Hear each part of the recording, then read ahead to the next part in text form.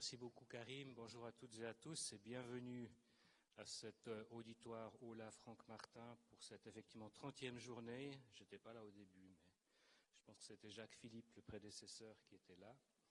Donc aujourd'hui, je vais vous parler des effets indésirables des traitements du diabète. Je vois que beaucoup de pharma sont derrière à voir ce que je vais dire pour les couler. Ne vous inquiétez pas, je vais aussi dire des bonnes choses, mais on va quand même s'intéresser au côté obscur parce que nos traitements du diabète, certes, il y a de bonnes choses, mais il y a quand même des effets secondaires et ça vaut parfois la peine de les rappeler. Alors les guidelines 2023, en fait en 2025 c'est pareil, c'est celui de la Société suisse d'endocrino-diabéto. C'est toujours en première ligne, évidemment, les mesures du style de vie, dans l'idéal, perdre du poids, avoir une alimentation un peu meilleure, voir une diététicienne. Je pense que tout diabétique devrait voir une diététicienne au moins une fois dans sa vie, un peu plus pour les types 1, je pense. Et puis aussi l'activité physique qu'il faut promouvoir. Et ça reste actuellement 150 minutes d'activité physique par semaine, donc 2h30. Activité modérée, genre marche à pied relativement rapide, où on n'arriverait pas à tenir une conversation, répartie en au moins 3 séances. Et après, en termes de médicaments, en l'absence de contre-indication, on est toujours avec la metformine comme pilier pharmacologique du traitement du diabète de type 2 en Suisse. Ce n'est pas forcément les cas d'autres sociétés savantes comme la Société de Cardio. En deuxième ligne, on va choisir analogue du GLP-1 si l'index de masse corporelle est au moins à 28 kg par mètre carré lors de l'initiation, ou un inhibiteur SGLT2 si le BMI ne le permet pas, pour choisir un petit peu en fonction du profil d'effet indésirable dont on va parler. Et dans l'idéal, je pense, c'est la combinaison des deux. Et la bonne nouvelle, c'est vrai que maintenant, vous pouvez mettre un inhibiteur SGLT2 avec le sémaglutide injectable, c'est-à-dire l'Ozempic, c'est le seul analogue GLP-1 avec lequel vous pouvez associer, sans faire la demande à l'assurance maintenant, enfin, un inhibiteur SGLT2, quel qu'il soit. Les inhibiteurs DPP4, c'est devenu une troisième ligne. Il n'y a aucun bénéfice cardiovasculaire ou rénal, mais c'est vrai que c'est facile à prescrire, il y a peu d'effets secondaires, c'est neutre sur le poids, ça ne fait pas d'hypoglycémie. Rappelez encore qu'on ne combine pas un analogue du GLP-1 avec un inhibiteur de la DPP4. Et plus bas dans l'algorithme, c'est vrai qu'après des années de diabète, on peut avoir besoin éventuellement d'une insuline basale qu'on donnera une fois par jour. Les insulines basales modernes, c'est plutôt la glargine U300 Toujeo ou la Degludec Tresiba. La Lantus, vous savez, elle a une quote-part maintenant à 40% et c'est pour moi devenu une vieille insuline.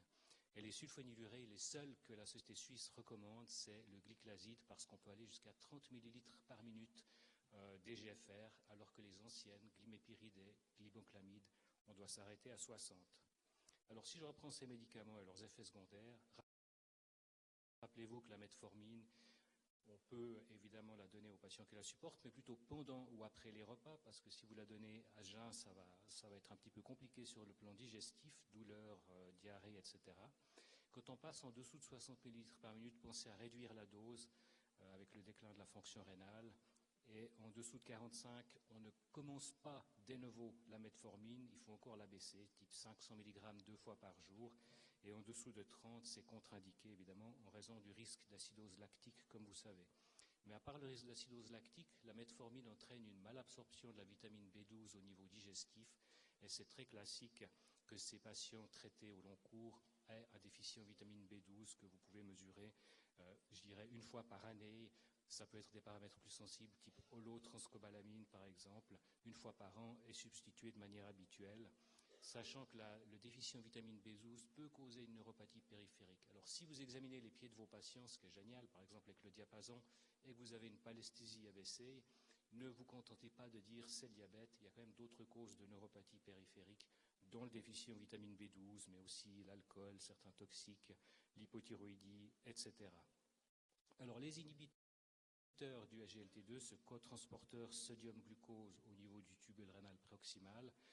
On est content d'avoir ces médicaments. Il y en a 4 dans le marché suisse pour le diabète. Pour les patients non diabétiques, vous connaissez bien essentiellement dapagliflozine et empagliflozine, qui sont aussi indiqués chez le patient sans diabète, mais avec insuffisance cardiaque à fraction d'éjection réduite ou préservée, et ou avec insuffisance rénale chronique pour prévenir le déclin et le passage en dialyse. Dans les effets bénéfiques, évidemment, c'est tout ce qui est mortalité cardiovasculaire ou événement cardiovasculaire majeur, ces fameux effets de classe sur les réductions pour hospitalisation, pour insuffisance cardiaque et puis de déclin de la fonction rénale. Mais il y a quand même quelques effets indésirables. Vous connaissez bien évidemment les infections génitales, c'est ce qui est le plus fréquent. C'est surtout les femmes, la vulvovaginite à Candida albicans, et parfois les hommes aussi. Ceux qui font le moins d'infections, ce sont les hommes circoncis. Il y a aussi un peu plus d'infections urinaires en fait, et un risque de déplétion volumique. Pensez par exemple à un patient fragile, âgé, en plein été, qui fait encore une gastroentérite, ça va être un peu délicat. Et vous avez aussi, par rapport à la petite image en dessus, le risque d'acidocétose euglycémique qui est augmenté, j'en reparle juste après. Et puis le risque d'amputation, c'était surtout une étude avec la canagliflozine, l'Invocana, qui avait montré une augmentation des amputations, mais ce n'est pas le cas pour les autres apparemment. Il y a toujours des patients qui avaient été ensuite exclus quand on avait ce warning. Mais risque d'infection urinaire et de déplétion volumique, mais pas d'augmentation du risque de fracture, c'était à un moment donné controversé. Par rapport à ces infections génitales, ça c'est classique, si ça gratte, c'est rouge, voire un peu blanchâtre dans les dépôts. Pensez à la balanite ou à la vulvovaginite, pas besoin de faire des frottis. On peut directement procéder à un traitement topique avec des crèmes locales ou des ovules qui sont effectivement par voie locale, ou alors éventuellement un traitement général. Attention quand même avec le fluconazole, vous avez ici les doses. Chez la femme, c'est 2 doses de 150 mg espacées de 3 jours, et chez l'homme, c'est une dose unique de 150 mg. Mais il y a des interactions de ce médicament, comme vous voyez avec la concentration de certains médicaments, comme les antiépileptiques, les immunosuppresseurs, les statines, etc., etc., et un risque d'allongement du QT corrigé. Pour les infections urinaires, le risque est faiblement augmenté, mais il est quand même significativement augmenté dans les analyses lorsqu'on traite nos patients avec inhibiteurs SGLT2. Et vous avez ici des propositions thérapeutiques. Vous êtes sans doute meilleur que moi dans les traitements des infections urinaires. Par contre, le diagnostic un peu délicat et qui n'est pas si rare, ce sont les acidocétoses euglycémiques sous inhibiteurs SGLT2. Ça ne se voit que chez les patients diabétiques. Chez les patients sans diabète, il n'y a pas ce risque-là. Dans les méta-analyses, je crois qu'il y avait un seul cas sur des milliers de patients. Donc c'est vraiment chez les patients diabétiques. La clinique, elle est un peu bâtarde, c'est-à-dire que vous avez des nausées, des douleurs abdominales, vous n'êtes pas bien, une appétence. Et ce que vous pouvez faire pour éventuellement vous mettre la puce à l'oreille sur le diagnostic, c'est déjà est-ce que le patient prend un inhibiteur SGLT2, oui, non. Si c'est oui, il faut y penser. Et puis vous pouvez toujours faire des corps cétoniques capillaires. C'est comme les glucomètres capillaires, vous pouvez avoir des cétonomètres capillaires, c'est pratique. Et si vous préférez les anciennes méthodes, il y a aussi évidemment les bandelettes urinaires qui vous donnent de manière semi-quantitative les croix de corps cétonique qui peuvent vous mettre la puce à l'oreille. Et si vous pensez que c'est ça, ensuite le patient doit plutôt être traité en hospitalier. Les facteurs de risque principaux, c'est comme vous voyez, peut-être c'est un peu petit, mais c'est la mise à jeun, la chirurgie et l'infection. Donc dès qu'on a ce genre de cortège de facteurs, il faut penser à tout de suite arrêter le médicament. En fait, lorsque vous avez une chirurgie urgente ou un patient qui est fébrile, qui a une gastroentérite, une infection X ou Y, dites-leur et enseignez-leur à suspendre ce médicament avec effet immédiat. Et si c'est une chirurgie élective, par exemple une cholécystectomie, eh bien suspendez le traitement 3 jours avant, c'est en fonction de la durée de vie du médicament. On évitera ces problèmes d'acidocétose glycémique. Je ne suis pas sûr à l'heure actuelle que tous les anesthésistes en préopératoire y pensent, et les chirurgiens encore moins. Désolé s'il y a des chirurgiens dans ça. Donc c'est vrai que pourquoi on a ces acidocétoses euglycémiques, ça c'est un petit peu la physiopathologie, mais il y a un cotransporteur SGLT2 évidemment dans le tubule rénal proximal, comme vous savez, mais aussi, comme vous voyez à gauche, sur la cellule alpha du pancréas.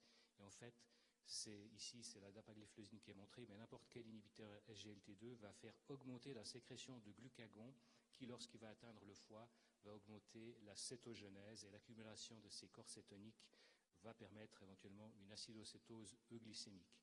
Et pour la metformine, c'est le petit encadré en bas à droite, elle va interagir avec les complexes de la phosphorylation oxydative dans la mitochondrie et risquer de causer une acidose lactique. Donc c'est vrai que ces deux médicaments, il faut y penser en cas d'atteinte aiguë, pathologie aiguë, c'est les fameux sick day rolls.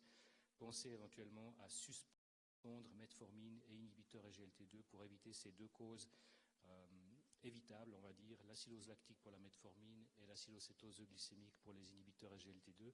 C'est quand même grévé d'une certaine mortalité, et à l'hôpital, je pense qu'on en voit facilement un par semaine quand on supervise les rotating pour les patients hospitalisés. Une autre atteinte plus rare, c'est la gangrène de Fournier avec les inhibiteurs SGLT2. Alors heureusement c'est très rare, mais il y a quand même eu un FDA warning et ça c'est quand même assez embêtant à gérer. Donc vous voyez qu'il y a quand même pas mal d'effets secondaires avec lesquels il faut en tenir compte et probablement donner un certain enseignement à nos patients lorsqu'on les met sous inhibiteur SGLT2, ne serait-ce que des règles d'hygiène lorsque vous allez aux toilettes, essuyer la goutte pour éviter ensuite les infections génitales par exemple.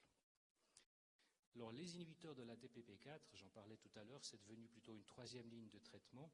Ces médicaments, ils sont faciles à utiliser une fois par jour, très peu d'effets secondaires, c'est bien, mais aucun bénéfice cardiovasculaire ou rénal. Donc ça, c'est déjà moins bien, mais on peut les combiner avec inhibiteurs SGLT2, metformine par exemple.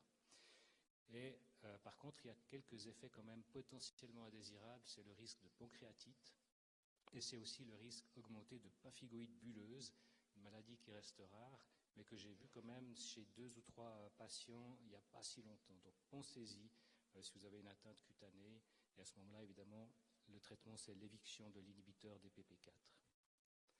Les analogues du GLP1 ou agonistes du récepteur du GLP1, en fait, il y en a plusieurs qui disparaissent ici. Ils sont en principe injectables, sauf le sémaglutide oral, entre 2 fois par jour et 1 fois par semaine.